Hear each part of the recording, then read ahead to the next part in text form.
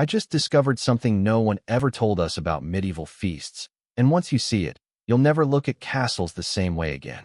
The year is 1347. The castle glows under torchlight. Laughter echoes from the great hall. But deep below, where smoke chokes the air and sweat stains every wall, another world burns. Down here, dozens of servants labor beside fires that never die. The smell of roasting boar mixes with ash and fear. This is the heart of the medieval castle. Not the throne room, not the chapel, the kitchen. And what happened here decided who lived, who starved, and who ruled. Beneath every great feast was a hidden army: cooks, butchers, bakers, brewers. The royal kitchen wasn't just a place to cook. It was a battlefield of rank, heat, and danger. The master cook held more power than most knights. He managed supplies worth a king's ransom: barrels of ale, sacks of grain, and spices more valuable than gold. Yet, one mistake, a spoiled dish, a delayed roast, could mean punishment, or worse, execution. The kitchen mirrored the castle's hierarchy.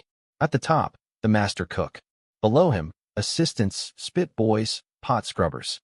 The youngest boys spent hours turning heavy spits beside searing fires, their faces blistered from heat. Some went blind before their teenage years.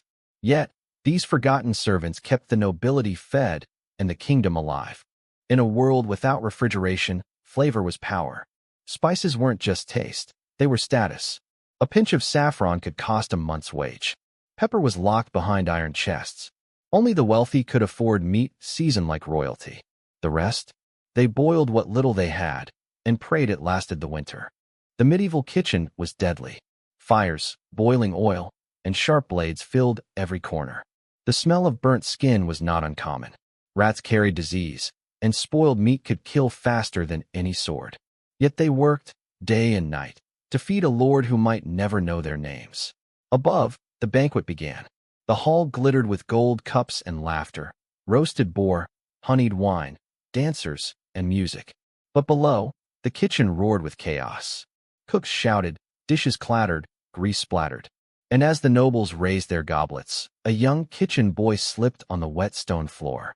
The pot of stew he carried spilled into the fire. The flames erupted. Panic